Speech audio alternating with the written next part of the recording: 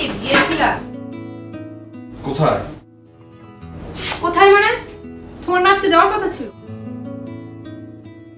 আমি তো অফিসের কাছে কত জায়গায় যাই, স্পেসিফিকলি কোথায় যাওয়ার কথা ছিল সেটা বলো। কোথায় যাওয়ার কথা ছিল মনে নাই?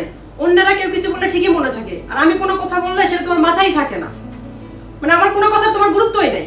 ওফ শাহানা, অফিস থেকে আসছি, খুবই ক্লান্ত আমি, মাথাটা ভোবো করছে, কোনো কিছু মাথায় থাকছে না। আচ্ছা তুমি কি বলতে চাচ্ছ বলো তো, আমাকে ক্লিয়ার করে বলো। রাকিব প্লিজ ফাজলামি বন্ধ করো। তুমি খুব ভালো করেই জানো আমি কিসের কথা বলতে চাচ্ছি। আমি ফ্ল্যাটের কথা বলছি। তোমার আজ কথা ছিল ওই মালিকের সাথে দেখা করে ফ্ল্যাটের বিষয় নিয়ে কথা বলা। ওহো, আসলে হয়েছে শাহানা, অফিসে এত পরিমাণ কাজ ছিল আমার না, একদম ভুলে গেছি। আচ্ছা আমি অন্য একটা সময় যাব। হ্যাঁ, এই ফ্ল্যাট কি তোমার আর আমার জন্য বসে থাকবে?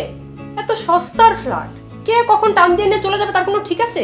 আমার কি মনে হয় জানো, তুমি কখনোই না আমার সুখটা চাচ্ছ না। তুমি কেবল আমি কেবল কি? থাক, এসব কথা আর এখন আমি বলতে চাই না। আমি শুধু একটা কথাই বলতে চাই যে আমি আর এই বাসায় বেশি দিন থাকতে চাই না। কারণ তোমার মা বোন যেভাবে আমার পিছে লেগে থাকে তাতে আমার পক্ষে আর সম্ভব না।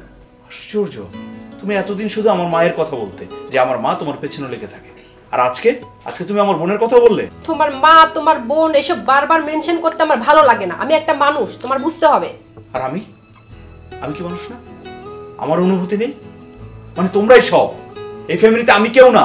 হ্যাঁ, সারাদিন পরিশ্রম করে উপার্জন করে আমি টাকা ইনকাম করি, আর সেই টাকা দিয়ে সংসার চলে, বুঝলে?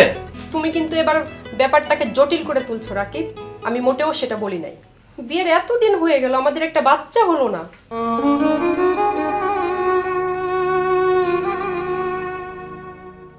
তোমার মা এই নিয়ে দিনরাত আমাকে কথা শোনায়। একজন নারী হিসেবে সেসব কথা শুনতে আমার ভালো লাগে না রাকিব। তুমি তো জানো আমি প্রায় সময় কান্নাকাটি করি।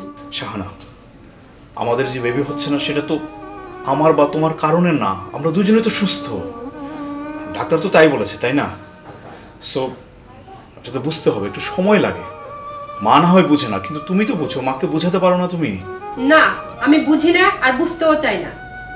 আমাকে তুমি নতুন কোনো ফ্ল্যাট কিনা যদি রাখতে পারো তাহলে রাখো, আর না হলে অন্য কোনো বাসার ব্যবস্থা করো, নয়তো আমি। আচ্ছা আমি কি এক কাপ চা পাবো? অফিস থেকে আসছি তো আমি।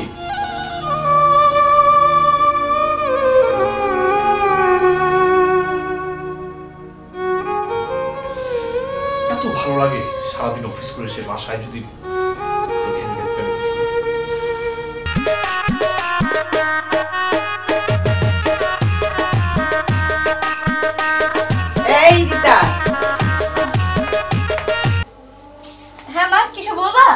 হ্যাঁ, কত বড় হারামি এই শাহানা মেয়েটা, বুঝে দেখ। তুমি আবারও ভাবির পিছে লাগলা?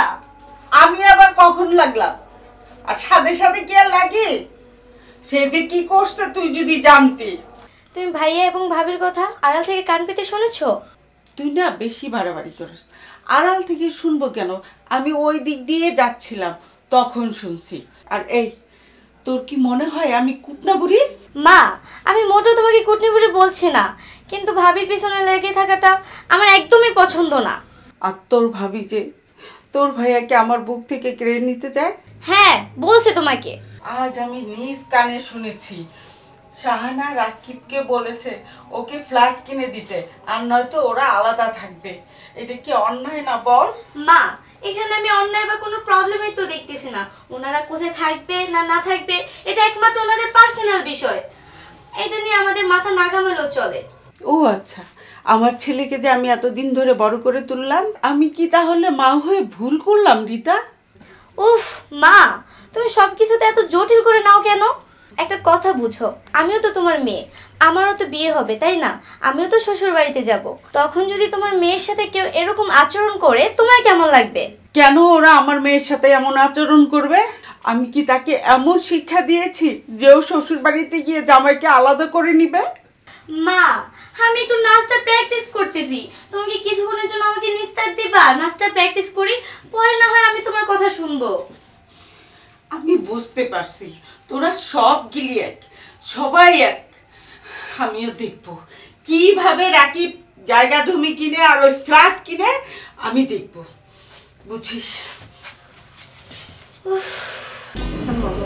বৌমা, বৌমা, জি আম্মা। কি করো? তোমাকে সে কখন বলছি ভাত বসাইতে, এখন পর্যন্ত ভাত বসাও নাই? ও আম্মা, ওই বাসা থেকে আমার মা কল দিচ্ছিল তো, তাই মায়ের সাথে একটু কথা বললাম। ও আচ্ছা, তুমি তোমার মার সাথে কথা বলো, আর আমরা যে সারাদিন না খেয়ে থাকবো তার কি হবে? এটা কি বলছেন আম্মা? আপনারা কেন না খেয়ে থাকবেন? রিতাকে একটু বললেই তো। কি কি বললে তুমি? রিতাকে তুমি রান্না করতে বলছো?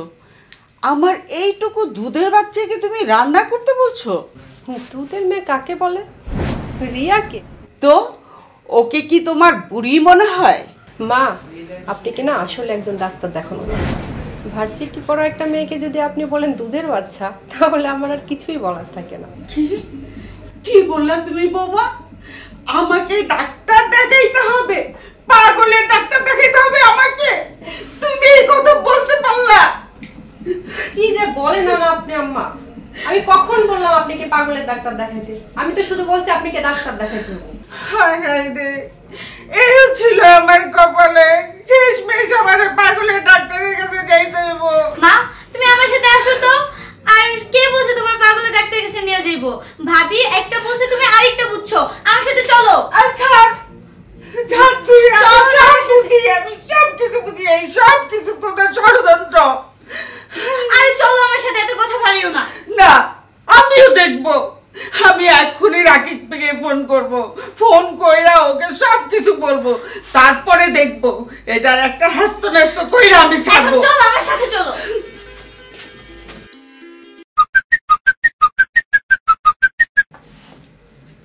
হ্যাঁ মা, বলো। মা, তুমি কান্না করছো কেন? কি হয়েছে তোমার? আশ্চর্য, তুমি কান্না করছো কেন? কি হয়েছে আমাকে বলবা তো? খোকা, তুই নাকি আমাকে পাগলা গারদে রেখে আসবি? কি বলো মা? অদ্ভুত, মানে এই কথা তোমাকে কে বলেছে? কে আবার বলবে? তোর বউ বলছে। তোরা কি সারাদিন এই কথায় ফিস ফিস করে বলিস? ছি ছি ছি ছি, এই জন্যই কি আমি তোকে গর্ভধারণ করেছিলাম খোকা? মা মা মা মা, আমার কথাটা তুমি শোনো। আমার মনে হচ্ছে কি কোথাও তোমার একটা ভুল হচ্ছে। আচ্ছা, আমি আর শাহানা কেন এইসব বিষয় নিয়ে আলাপ করবো বলো তো? মা মা, আমি একটা জরুরি কাজের ভেতরে আছি। আমি অফিস থেকে ফিরি, রাতে তোমার সাথে এই বিষয় নিয়ে কথা বলবো, কেমন? না, কিছু করতে হবে না। তুই বরং আসার আগে পাবনা পাগলা গারদে একটা সিট বুকিং করে দিয়া, তুই আসলে আমি সেখানে চলে যাব। এইটাই আমার শেষ কথা।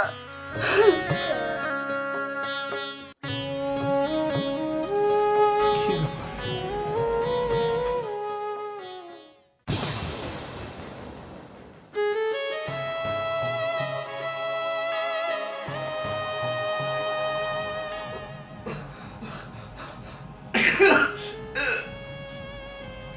শাহানা, মা, শাহানা। কি কি হয়েছে তোমার? কি হয়েছে? আমার করতেছো কেন? ভাইয়া, ভাইয়া কি হইছে? বুকে ব্যথা করতেছে? মা, আমার মনে হয় ভাইয়া হার্ট স্ট্রোক করছে। কি বাজে কথা বলিস? তাড়াতাড়ি ডাক্তার ডাক দে। মা, আমার মনে হয় মেডিকেলে নিতে হবে।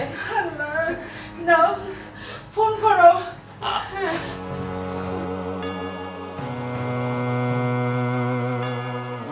আসলে আপনাদের কথাটা যে কীভাবে বলি বুঝতে পারছি না। ওনার হাড়ের অবস্থা একদমই খারাপ, যে কোনো সময় একটা দুর্ঘটনা ঘটে যেতে পারে। ওনাকে যত কম টেনশন দেবেন ততই ভালো। আচ্ছা, উনি কি বাসায় খুব বেশি টেনশন করেন? না তো, কি বলো শাহানা? না মানে, না না, ওরকম কিছু না। ও আচ্ছা, বুঝতে পেরেছি। ভালো, টেনশন না দেওয়া ভালো। আপনারা সবাই মিলে ওনার জন্য একটু দোয়া করবেন।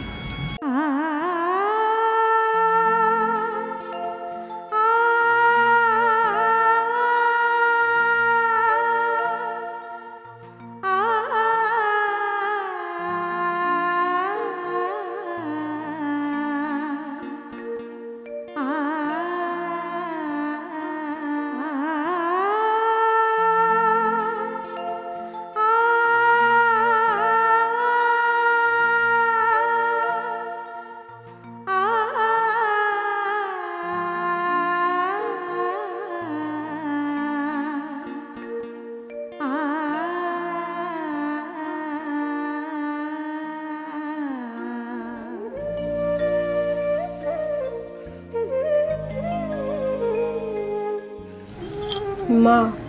আরে বৌমা, তুমি কিছু বলবা? হ্যাঁ মা।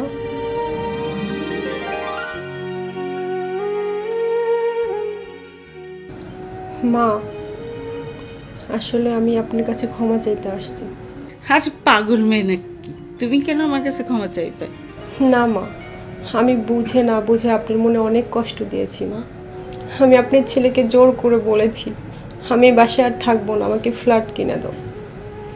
মায়ের কাছ থেকে আমি সন্তানকে কেড়ে নিতে চাইছি, এটা অনেক বড় অন্যায় মা। হয়তো আমার এসব কারণে রাকিবাস। অন্যায় তো আমি তোমার সাথে কম করি নেই বৌমা, সারাক্ষণ তোমার পিছনে লেগেই থেকেছি, অনেক বকাবাধ্য করেছি, কথায় কথায় কমপ্লেন করছি রাকিবের কাছে। এসব করে করে তো ওর স্ট্রোক আমি বাড়িয়ে দিয়েছি, যার জন্য আমার ছেলেটা আজ এমন অসুখে পড়ে গেছে। তুমি আমাকে ক্ষমা করে দাও বৌমা। ছি ছি মা, কে বলেন? আপনি বড় হয়ে কেন আমার কাছে ক্ষমা চাবেন? দোষ আমারই ছিল, আমারই ভুল হয়েছে। আমি যদি ওকে না বলতাম আমরা চলো এই বাসা ছেড়ে চলে যাই, তাহলে আজকে এত কিছু হতো না। না মা, তোমারও দোষ আছে, আমারও দোষ আছে। আমি কি কম কথা বলছি বলো? এক কাজ করো, আসো, আজ থেকে তুমি আমার মেয়ে, তুমি আর আমার বউ না। তুমি আমার মেয়ে, আমি তোমার মা। আমরা এইভাবেই থাকবো। ঠিক আছে।